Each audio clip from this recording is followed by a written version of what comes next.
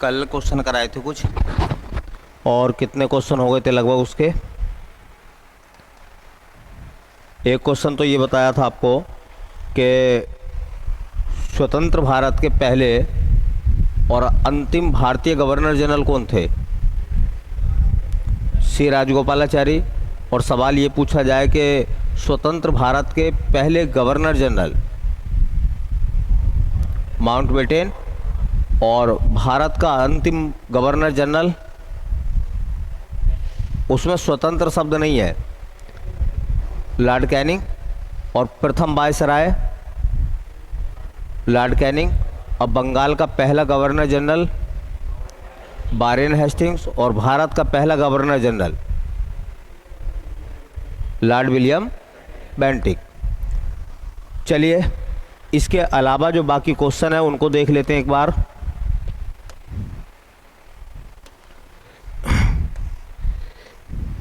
किस नाम से थे वो? देखो भाई, हम क्वेश्चन करते करते आ गए थे, यहाँ तक आ गए थे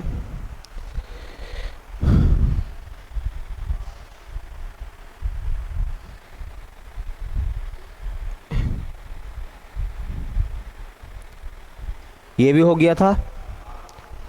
बताया था कि जो पृथ्वी की आंतरिक संरचना है उसमें सबसे ज़्यादा मात्रा में आयरन होता, और उसकी परसेंटेज कितनी बताई थी? 35। और ऑक्सीजन, सिलिकॉन और मैग्नीशियम। ठीक है। चलिए, अगला सवाल ये है कि उत्तर प्रदेश राज्य की जनसंख्या का आधार क्या है? ये आधार शब्द गलत है, ये लिखा हुआ है उत्तर प्रदेश की जनसंख्या का घनत्व क्या है? उत्तर प्रदेश की जनसंख्या का घनत्व क्या है? क्योंकि ये सब ऑप्शन जो है ना प्रति वर्ग किलोमीटर में है, तो लिखा हुआ है 661 प्रति वर्ग किलोमीटर, 573 प्रति वर्ग किलोमीटर, 828 प्रति वर्ग किलोमीटर और 785 प्रति वर्ग किलोमीटर। वैसे भारत में हमारा जो उत्तर प्रदेश है उसका जो जनसंख्या घनत्व है वो 828 या 829 व्यक्ति प्रति वर्ग किलोमीटर है। ठीक है। तो उससे संबंधित और क्या क्या सवाल बन सकते हैं वो आप थोड़ा सा नोट डाउन उनको कर लीजिए। तो एक हेडिंग बना दो आप। हेडिंग का नाम हो जाएगा, देखिए हेडिंग का नाम हो जाएगा जनसंख्या घनत्व। जनसंख्या घनत्व।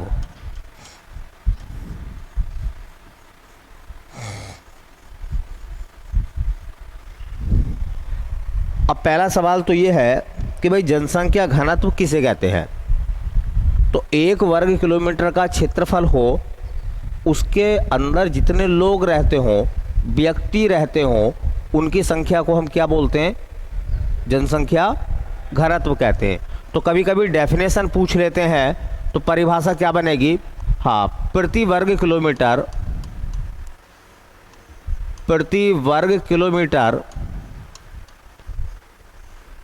क्षेत्रफल में, प्रति वर्ग किलोमीटर क्षेत्रफल में मतलब 1 वर्ग किलोमीटर क्षेत्रफल में रहने वाले व्यक्तियों की संख्या को, रहने वाले व्यक्तियों की संख्या को, व्यक्तियों की संख्या को जनसंख्या घनत्व कहते हैं। जनसंख्या घनत्व कहते हैं। अब इसमें एक सवाल और बनेगा कि जनसंख्या घनत्व कैसे निकालते हैं हम लोग। अगर हमें जनसंख्या घनत्व निकालना हो बेटा, तो हम लोग जनसंख्या घनत्व कैसे निकालेंगे? जो देश की टोटल आबादी है और देश का टोटल क्षेत्रफल है, तो देश की कुल जनसंख्या को कुल क्षेत्रफल से अगर हम भाग कर दें तो क्या निकल जाएगा? जनसंख्या घनत्व। ठीक है। तो जनसंख्या घनत्व बराबर होता है कुल जनसंख्या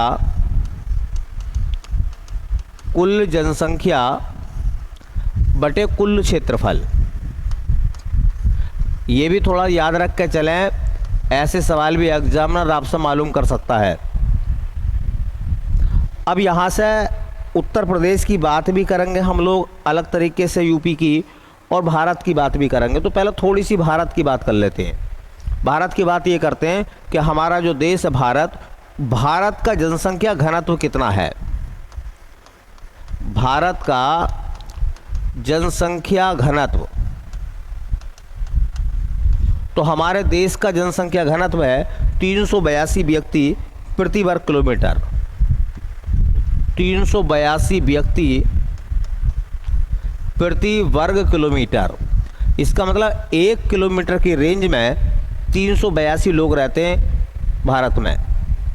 अब एक सवाल यहाँ से और अच्छा सा समझ लेना, ऐसे सवाल ही पूछ लेगा कि 2011 की जनगणना के आधार पर आपको बताना है कि सर्वाधिक जनसंख्या घनत्व वाला हमारा राज्य कौन सा है। ठीक है, तो भारत में सर्वाधिक जनसंख्या घनत्व वाला राज्य है, तो वो आता बेटा हमारा बिहार। सबसे ज़्यादा हाई डेंसिटी कहाँ है? बिहार में। और अगर सवाल ये आ जा कि न्यूनतम जनसंख्या घनत्व वाला राज्य है, भारत का वो राज्य बताओ जिसकी जनसंख्या घनत्व सबसे कम है। तो अरुणाचल प्रदेश 17 व्यक्ति प्रति वर्ग किलोमीटर। 1 वर्ग किलोमीटर में 17 लोग रहते हैं अरुणाचल प्रदेश में। अरुणाचल प्रदेश, ये बात तो हमने कर ली डेंसिटी के मामले में, जनसंख्या घनत्व के मामले में भारत की बात। अपना जो क्वेश्चन है वो यूपी के मामले में है, तो कंपेयर कर देते हैं तुरंत यूपी से। ठीक है, उत्तर प्रदेश से तुलना करेंगे तो देखिए उत्तर प्रदेश का जनसंख्या घनत्व कितना है। उत्तर प्रदेश का जनसंख्या घनत्व हमारे यूपी का जनसंख्या घनत्व है या तो 828 होगा या 829 होगा, दोनों ही ठीक हैं वैसे। तो 828 व्यक्ति प्रति वर्ग किलोमीटर, ये जरूर याद रखें। तो क्या उत्तर प्रदेश का जनसंख्या घनत्व भारत के जनसंख्या घनत्व से कम है या ज़्यादा है? ज़्यादा है। ठीक है, अब सवाल यहाँ से दो और बन जाएंगे कि बताओ उत्तर प्रदेश में सर्वाधिक जनसंख्या घनत्व वाला जिला कौन सा है? हमारे यूपी में सबसे ज़्यादा जनसंख्या घनत्व कहाँ का है? गाजियाबाद का। गाजियाबाद का जनसंख्या घनत्व यूपी में सबसे ज़्यादा है। औद्योगिक क्षेत्र है, ये दिल्ली से लगा हुआ है, इस वजह से जनसंख्या घनत्व यहाँ पर ज़्यादा है। और यूपी में सबसे कम जनसंख्या घनत्व कहाँ का है? तो ललितपुर है। उत्तर प्रदेश में न्यूनतम मतलब सबसे कम जनसंख्या घनत्व वाला जिला, तो वो आता हमारा ललितपुर। ललितपुर में जनसंख्या घनत्व जो है वो सबसे कम है यूपी में। तो बड़ी आसान सी बात हो गई पढ़ने के लिए। जिस रूप में आप बैठे हो, जिस कमरे में आप बैठकर तैयारी कर रहे हो, जिस हॉल में आप बैठे हो, आपको पता है इस हॉल का एक क्षेत्रफल है। इसमें कितने बच्चे बैठे हैं, अगर बच्चों की संख्या को इस हॉल के क्षेत्रफल से भाग कर दोगे तो इस हॉल का जनसंख्या घनत्व निकल जाएगा। और मान लो इस हॉल में 100 बच्चे और आ जाएं तो जनसंख्या घनत्व बढ़ेगा या घटेगा? जनसंख्या घनत्व बढ़ेगा या घटेगा? बोलो। बढ़ेगा। बढ़ने का मतलब ये हो गया कि जैसी जनसंख्या बढ़ेगी क्षेत्रफल तो बढ़ेगा नहीं होल का। जैसे लोग बढ़ेंगे, स्टूडेंट बढ़ेंगे यहाँ पर, इसका जनसंख्या घनत्व बढ़ेगा। ठीक है, तो परिभाषा के भी सवाल आ जाते हैं, इसलिए मैंने लिखा है कि प्रति वर्ग किलोमीटर क्षेत्रफल में रहने वाले व्यक्तियों की संख्या को क्या कहते हैं हम? जनसंख्या घनत्व कहते हैं। जनसंख्या घनत्व कैसे निकालते हैं? कुल जनसंख्या को क्षेत्रफल से भाग कर दीजिए। भारत का जनसंख्या घनत्व 382 है, तो उत्तर प्रदेश का जनसंख्या घनत्व 828 है। भारत में सबसे ज़्यादा जनसंख्या घनत्व वाला राज्य बिहार है, तो यूपी में सबसे ज़्यादा जनसंख्या घनत्व वाला जिला जो है वो गाजियाबाद है।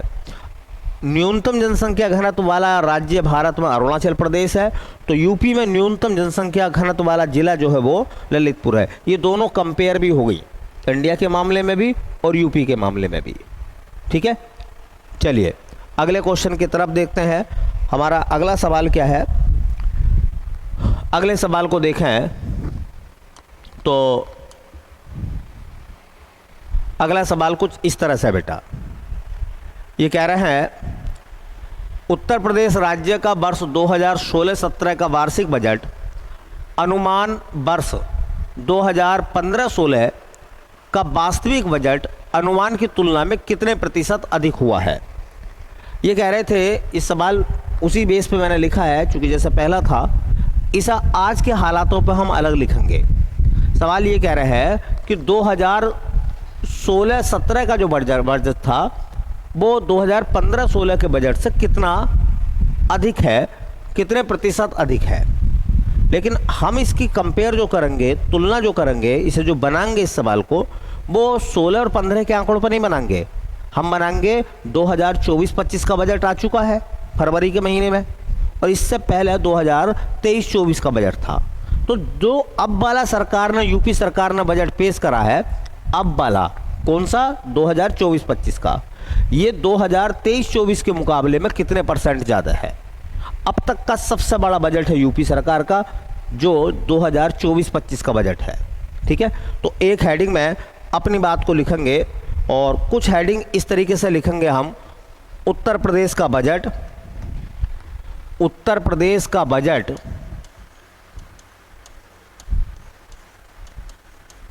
और उसके आगे लिखेंगे सन 2024-25। इसका मतलब हम ये जो आंकड़े अब कैलकुलेट करने के लिए जा रहे हैं, ये आंकड़े पुराने वाले नहीं हैं, ये आंकड़े करंट के हैं, नए वाले आंकड़े हैं। पहला पॉइंट बड़ा अच्छा है। सवाल ये पूछा जाएगा कि 2024-25 में, अभी जो फरवरी का महीना बीता है, में उत्तर प्रदेश का बजट कितना है? उत्तर प्रदेश का बजट तो 2024-25 के लिए उत्तर प्रदेश का जो बजट आया है वो आया भैया 7,36,437 7,36,437.71 करोड़ रुपए। देखो मैं एक बात बताऊं, इसको जरूर देख लेना इस तरीके से। कभी कभी वो पता क्या कर देते हैं, वो पूछेंगे कि बताओ 2024-25 के लिए उत्तर प्रदेश सरकार का बजट कितना है। तो इसे हम ऐसा पढ़ना है, इकाई, दहाई, सैकड़ा, हजार, 10,000, लाख। तो शॉर्टकट में उसने लिख दिया, शॉर्टकट में ऐसे लिख दिया 7.36 लाख करोड़ रुपए। अगर वो ऐसे भी लिख देता है तो इसमें कोई ज़्यादा समस्या आपको नहीं होनी चाहिए। ठीक है, ये क्या है, ये एक एवरेज में इसने लिख दिया, बाकी गिनतियाँ छोड़ दी हैं, इकाई, दहाई, सैकड़ा, हजार, 10,000, लाख। तो इसे हम 7 लाख टोटल को पढ़ेंगे तो ऐसे पढ़ेंगे 7,36,437.71 करोड़ रुपए। और अगर मोटा मोटा एक आइडिया लगाएंगे तो हम कह सकते हैं 7,36,000, है ना, तो 7.36 लाख करोड़ रुपए, ऐसे भी आप कह सकते हो। पेपर में अगर पूछेगा कि 2024-25 के लिए उत्तर प्रदेश का बजट कितना है, तो हो सकता है कि इस तरीके से वो लिख के आपको देवे। लिख देगा, हाँ 7.36 लाख करोड़ रुपए, 8.36 लाख करोड़ रुपए, 9.36 लाख करोड़ रुपए, लिख दे 6.36 लाख करोड़ रुपए। तो ये सवाल करंट में आपसे पूछा जा सकता है इस टाइप का। दूसरा सवाल ये है, ये बजट जो है ये वाला, ये तो है 2024-25 का। अगर हम बात करें इससे पिछले साल में, तो 2023-24 में उत्तर प्रदेश का बजट कितना था?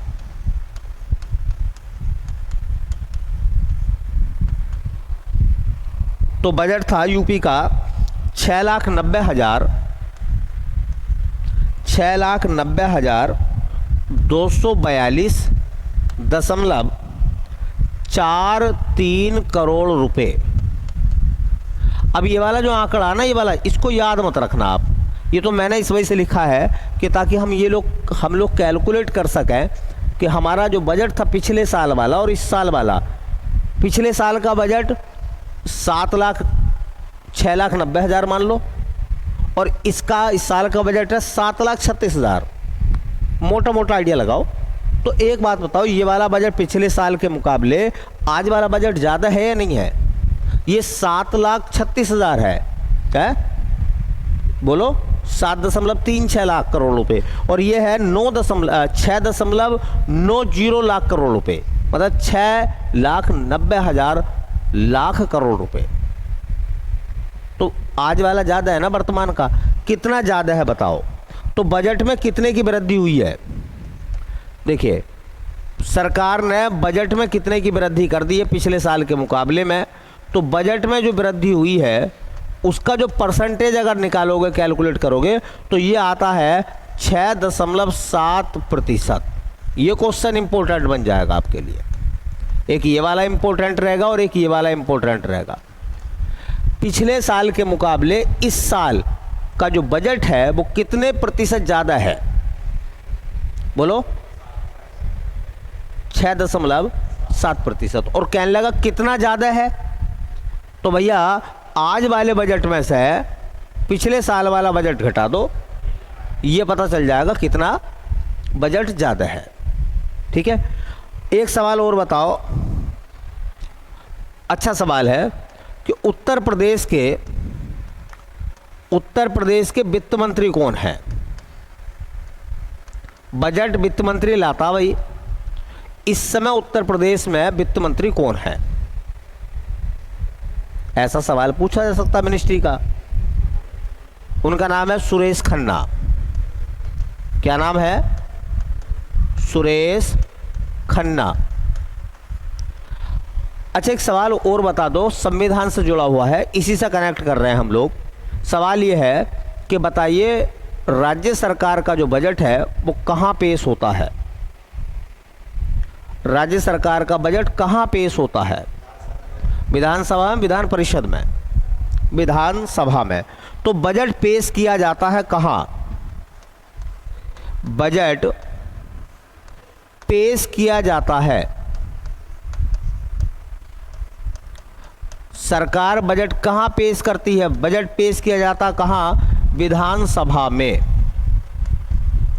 विधानसभा में। तो सरकार कहाँ बजट पेश करती है? अच्छा, एक सवाल बताओ, बजट कौन पेश करता है?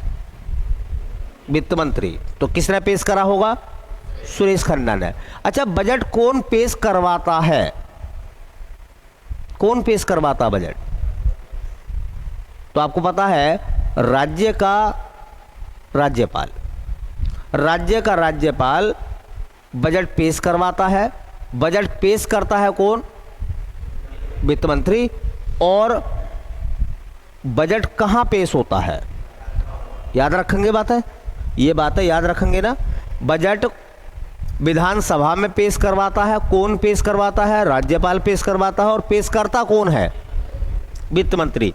अगर कहा जाता है कि अगर बजट को विधानसभा नामंजूर कर दे, तो ऐसे में मुख्यमंत्री को या सरकार को त्याग पत्र देना पड़ता है।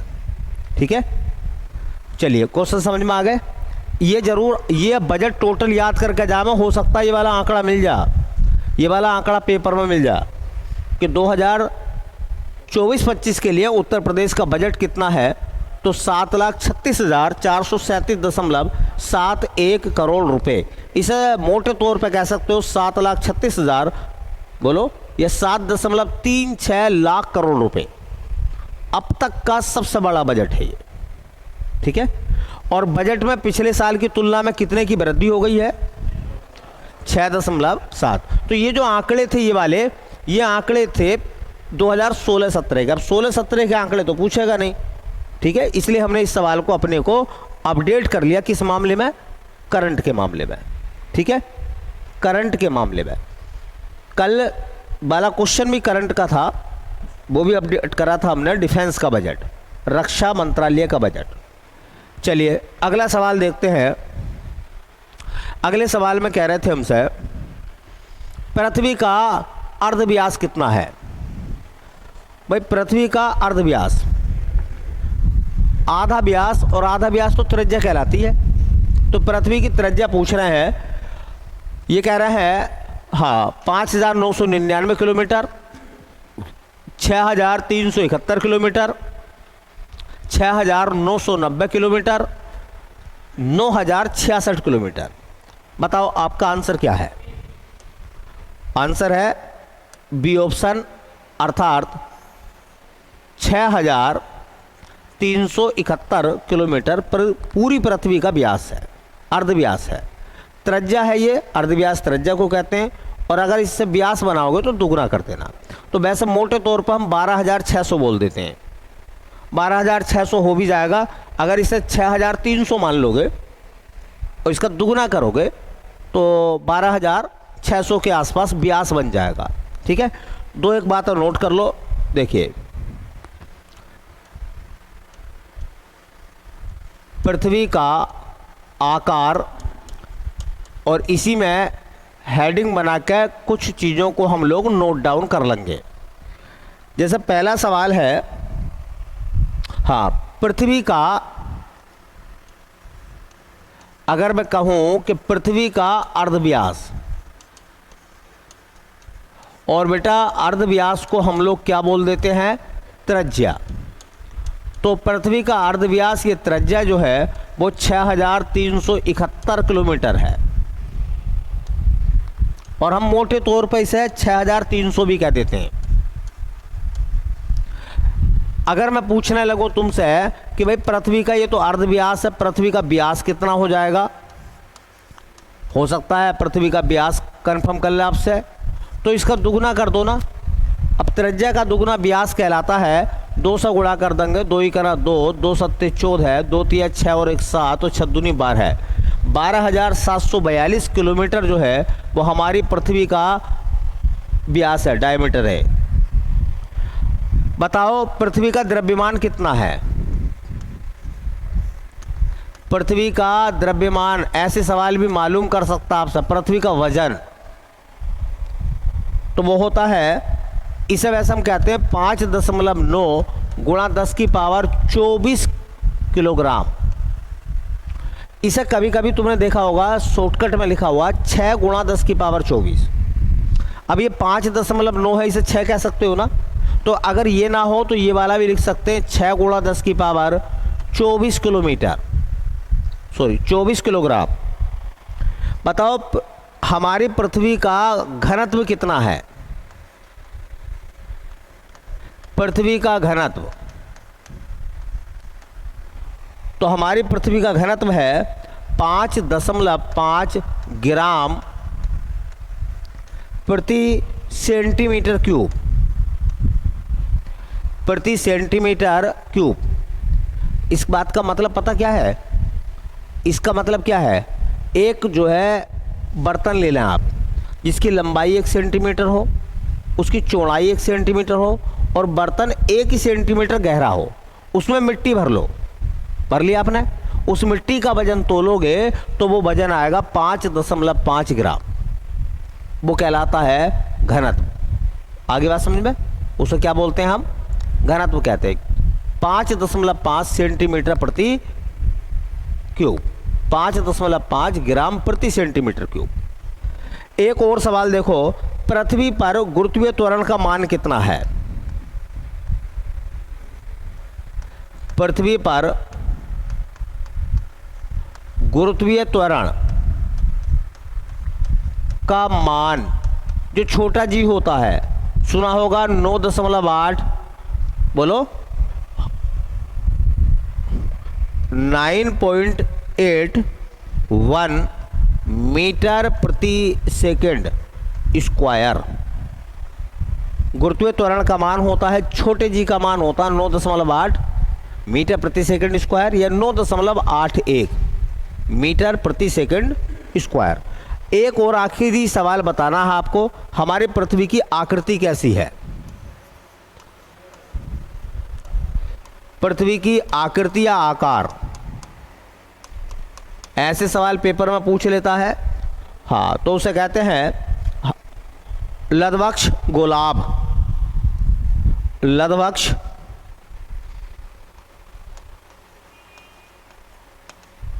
गोलाभ, इसे अंग्रेजी में ना जियोड बोलते हैं। क्या बोलते हैं? तो जियोड के समान है।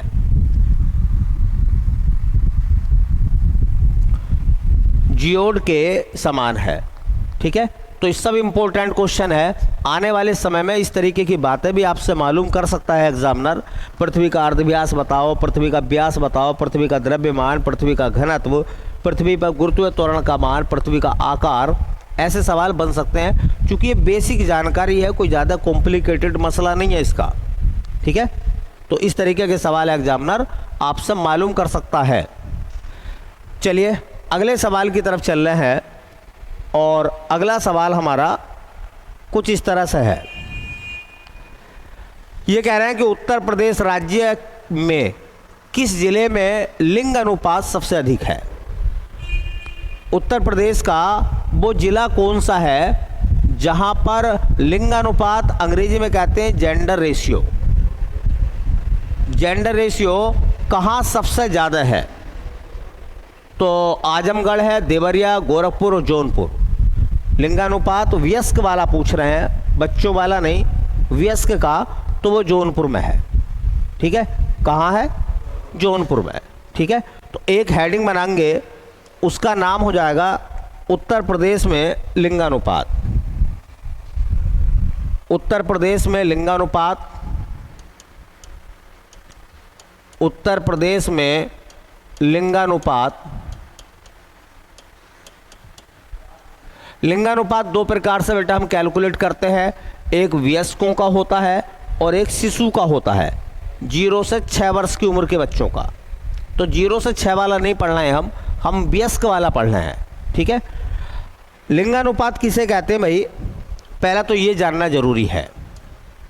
तो इसके मामले में आपने सुना होगा कि 1000 पुरुषों के सापेक्ष महिलाओं की जो संख्या है उसे क्या कहते हैं? हम लिंगानुपात कहते हैं। उसे 1000 की आबादी में कैलकुलेट करते हैं, ठीक है।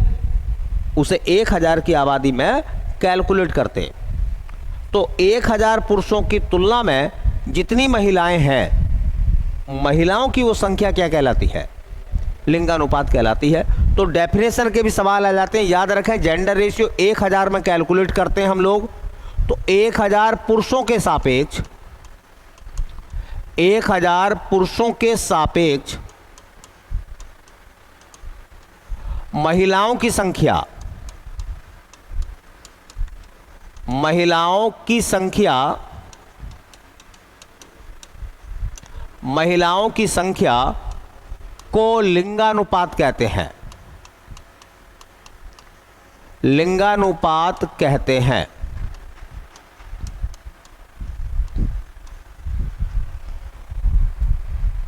एक 1000 पुरुष हैं और मान लीजिए 900 महिलाएं हैं, तो 1000 पुरुषों के मुकाबले महिलाओं की संख्या अगर 900 है तो वहां जेंडर रेशियो कितना हो जाएगा? 900 हो जाएगा। तो महिलाओं की संख्या को जेंडर रेशियो माना जाता, ठीक है।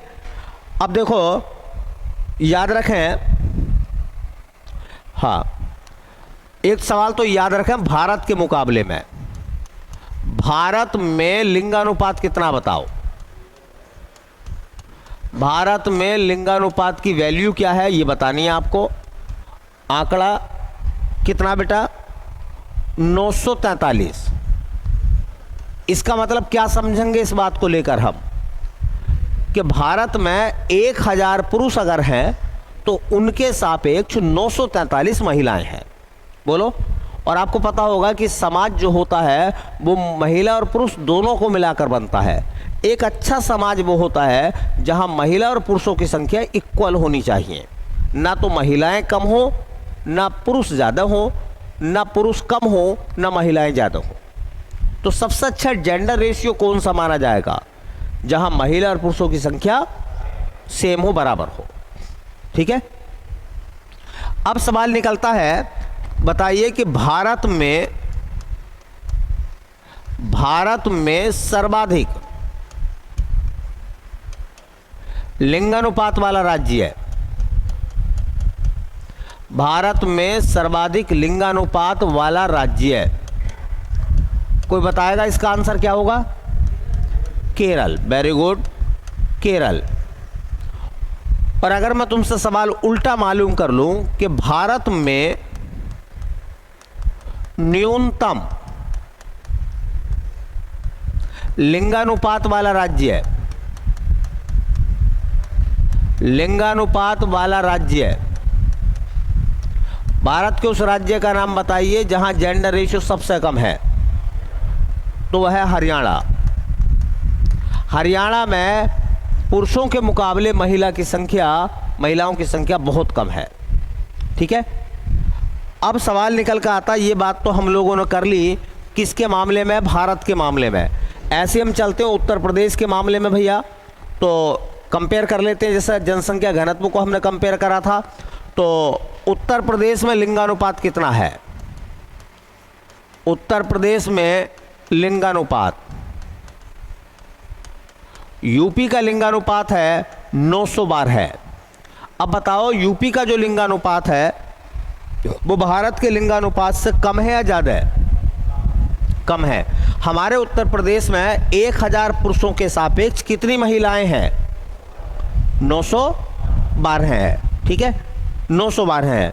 जबकि 1000 अगर पुरुष है तो एक अच्छा जेंडर रेशियो बनाने के लिए 1000 ही महिलाएं होनी चाहिए थी। ठीक है, तो महिलाएं 1000 पुरुषों के मुकाबले में 912 है। इसका मतलब 88 महिलाएं कम है। फिर भाई 1000 में कितना और ऐड कर दें इसे 1000 बनाने के लिए, तो 88 ऐड करना पड़ेगा। इतनी हमारे यहाँ कमी है। अब इसी प्रकार का सवाल है कि उत्तर प्रदेश में हाँ सर्वाधिक लिंगानुपात वाला जिला, तो यूपी में सबसे ज़्यादा लिंगानुपात कहाँ पाया जाता भैया? जौनपुर में। ये वही जौनपुर है जिसे पूर्व का सिराज या भारत का सिराज कहते हैं। ये वही जौनपुर है। ठीक है, हाँ, जहाँ अटाला मस्जिद सरकी राजवंश की राजधानी जौनपुर थी। ठीक है, जौनपुर शहर को किसने बसाया था? जौनपुर शहर की स्थापना किसने करी थी? फिरोज शाह तुगलक ने। किसकी याद में करी थी? अपने चचेरे भाई जूना खां या मोहम्मद बिन तुगलक की याद में। ठीक है, ऐसी सवाल भी याद रख लें। उत्तर प्रदेश में न्यूनतम लिंगानुपात, उत्तर प्रदेश में न्यूनतम लिंगानुपात वाला जिला, हमारे उत्तर प्रदेश में सबसे कम जेंडर रेशियो वाला जिला कौन सा है? तो वो आता है, हाँ, उसका नाम है सबसे कम वाले का गौतम बुद्ध नगर। क्या है? गौतम बुद्ध नगर। गौतम बुद्ध नगर, गौतम बुद्ध नगर।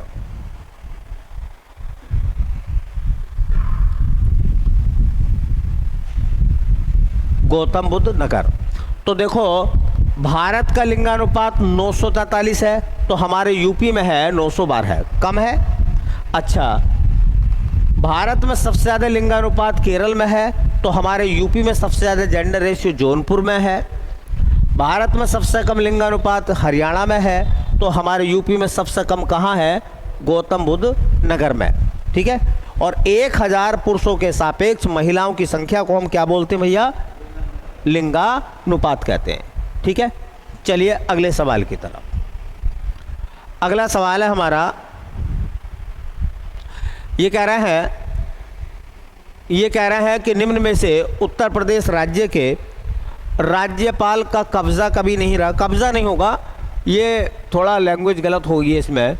उत्तर प्रदेश राज्य के राज्यपाल कभी नहीं रहे, ऐसा इनमें कौन सा नाम है?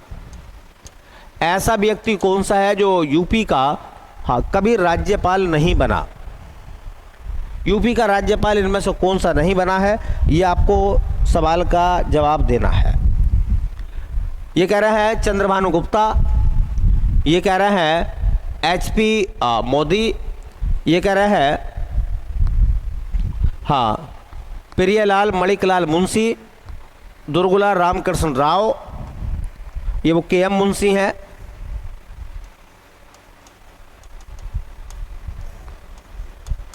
कन्हैयालाल मणिकलाल मुंशी। तो मैं आपको बता दूं, ये चंद्रभानु गुप्ता जो है ये उत्तर प्रदेश के राज्यपाल नहीं बने हैं। अब उत्तर प्रदेश में टोटल जितने राज्यपाल हैं, अगर वो आप करने की कोशिश करोगे तो फिर आपके लिए सवाल थोड़ा मुश्किल हो जाएगा। ठीक है। तो एक हेडिंग बना दो, इसमें 2-4 बातें हम लोग कर लेते हैं। उत्तर प्रदेश के राज्यपाल,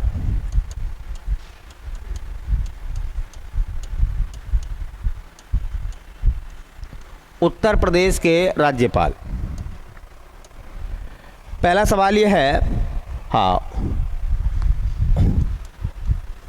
उत्तर प्रदेश में प्रथम राज्यपाल यूपी में पहली बार राज्यपाल बनाया गया था किसको? सरोजिनी नायडू। सरोजिनी नायडू को। किस राज्य से आती हैं वो? आती थी तमिलनाडु।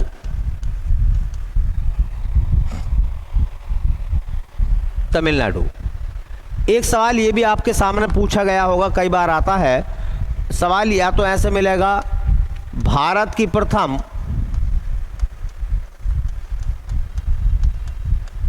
महिला राज्यपाल, भारत में पहली बार किस महिला को राज्यपाल बनाया गया, या ऐसे पूछ ले उत्तर प्रदेश की प्रथम महिला राज्यपाल, तो भी नाम एक ही आएगा, सरोजिनी नायडू। सरोजिनी नायडू तमिलनाडु की थी, वो मद्रास से आती थी। एक और सवाल याद रखें, उत्तर प्रदेश में महिला राज्यपालों की संख्या कितनी हुई है अभी तक? उत्तर प्रदेश में महिला राज्यपाल,